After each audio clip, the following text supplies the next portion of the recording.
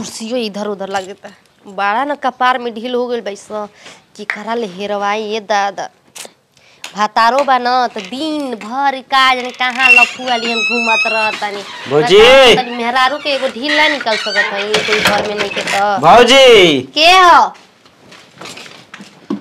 कौन है कि एगो काम से नहीं है कौन काम जी तनी एक सप्ताह गोईठा देना दो गोईठा हां गोईठा नहीं के जी देवर जी हमनिए के लगाए खातिर गोईठा नहीं के तो आपके कहां से देही माने चार गो भैंस तो आर बड़ी सा गोईठे ओरा गइल तो का करी सब पर अपन लुटा देही का गोईठा बताई ना गैस उड़ा गइल बा साजही के ठीक न हम जाई काम कइले बानी पैसा नहीं खस देत न त भरा देती हो तो जाए अपना मौगी ले कह हमारे के काहे सुनावत हम कहां से देही गोईठा बताओ ना घर में खाए खातिर खर्चा नहीं के अब मरद बता लफुअली दिन भर घूमत त हम मरद का सरप ना रहे नी ठीक ना तो अरे जैसे मेहरा पगल निहन रखले बड़ा घर में माने गोईठा के सरप तू रहलू हमरा घर में उहे न बा अब का बा तोहरा लिए हम गैस सिलेंडर थोड़े बा के हम गैस सिलेंडर पर खाना बनाईब जाई जले न तो जनतो नहीं ख मर्दे मांगत न त के जा आव तला बड़ा गोइठा लागत पाथ होत के धइले बड़ा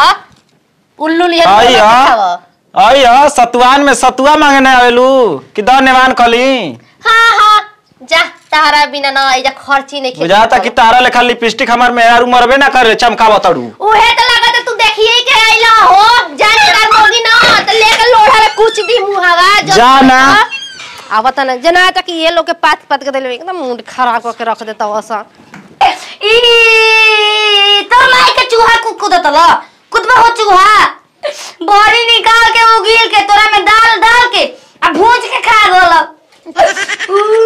भूख लागल बा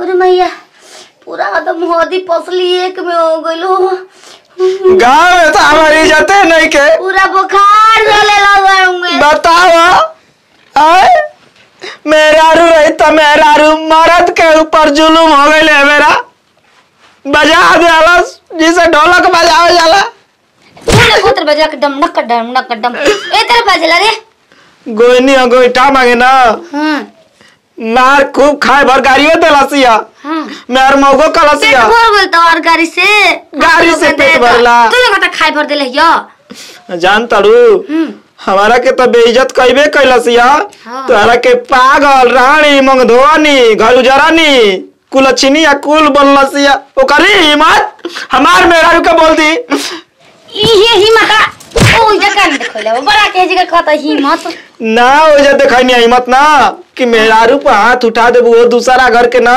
तो केस क दियो से बड़ा चलता है घरी क्या चलता हो दादा केस फौदारी ए बबला भूख लागल बे सुना जा हमके गोइठा ना देलस तू बरियाई लेके आवो कहां से ना दी तो वो करे के टांग के कहानी पर लेके आयो तब हम जानब कि ना हमार में हरारू बसुआ बिया टंगाई हो ना टंगाई त घिसरा के ले आयो हां गोर घिसरा के लिए आई बाबा तबे गांव में पता चली कनी के मर्द में हरारू कैसा नहीं जा आज तक ना दल लेबो का डाका डालता कल मजदूरी मिलते नहीं केता के घरे पैसा रखता सब अकाउंट में रखता केने अकाउंट कहाला हो बैंक में चलो बैंक में डाका डालो जाए पहले जो हमारे बदला लेके आ हमने आगे नहीं कहा तू सपेरा हो बदला लेके आए हमने जी हम सब कलम ताना पर हम काहे से के हम भूख लागल बा जाता तो बात बा आज के बाद तू रहा हो कबू तार मांग दो यहाँ से हमारे गांव के मिल के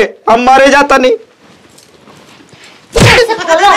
कैसे तू ई शब्द शुभ शब्द घर से निकल गेल तारा तार हाला में का फायदा जब मर्द रोई भोकर ठेवना मैं भेज गल लोर से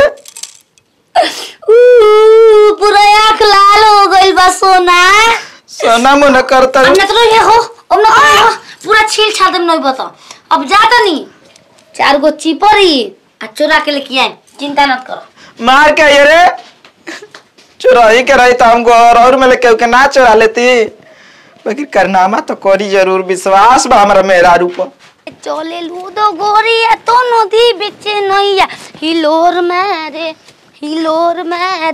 कोरी होया ए बा मोर हिलोर में ए रारी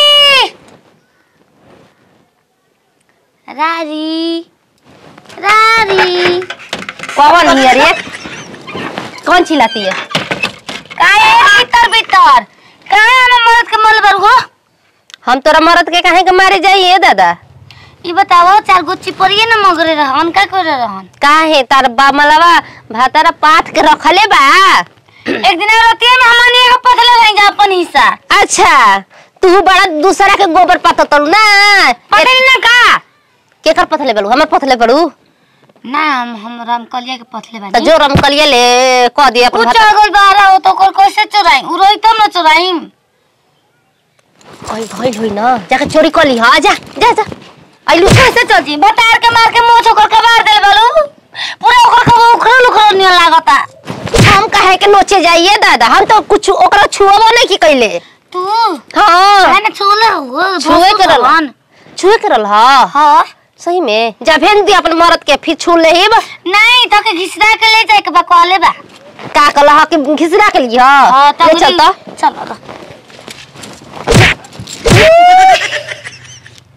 तक तोड़ दब तब भी हथवा होय का हो गेले? हम कहत नहीं रे पूरा छुलू की उजर कर देलू हमके।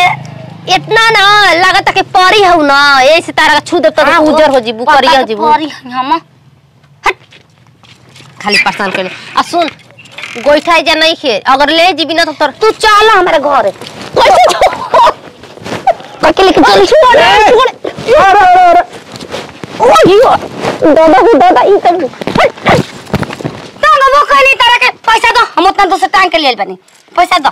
काहे हम कहले रे बताओ ना घर का आई हो तू नोच दे और पैसा के कोई टांग किन के लेके जाई? पैसा दो हमके तो मेरा के टंगले मानी पैसा दो। तर दादी में 2 गोइठा खा देबा के 4 लात मरवा देली दिमाग झंझरा गेल बदे। आनी हो ओकरा टांग के लेके गनी हो कि टांग के लेके जाई तो पैसा ना ली हो। के करा तोरा के टंग करे ठीक हम टंग के बोल नहीं हम कनी तू लक्ष्मी देवी हौ। तू अपना घरे जा अपना घरे तू मुंह से खइया चा मुंह पिटवा चा अपन कुछ करे जा। तो मैं पेटे में गड़गड़ावत हो हमके अपन चिपरी दो काहे चिपरी लिया के देले बड़ू का के लेबू? पता के टांग के लेके गइल ना को पैसा दो। तो जो तोर भतार कर ले के टांग के लिए तो जो अपन भतार से पैसा मांगिए। मार दे माचिस रतिया में जर के रखो जीबू। ये कमा अबे हम मरद बीड़ी सिगरेट सब पिएला लेके तो अपना पियब अपन मर्दों के पिए में ए जे जरा दे पूरा तोरो के रुक। अबे जाता नहीं हो अबे कहीं जो घुस अबे जाता नहीं करे हमर माई। तू 4 लात लतावा सवा देली हमरा के ना 2 गोइठा मर गुरा तू दे देला तू तो काहे के दे आज के बाद ना आपके अपन माईए रहब मेहरारू बन के ना रहब देख लेब। अब चल जी नई हर माई बाड़ा बनावतनी पागल आती अनवा दीदी।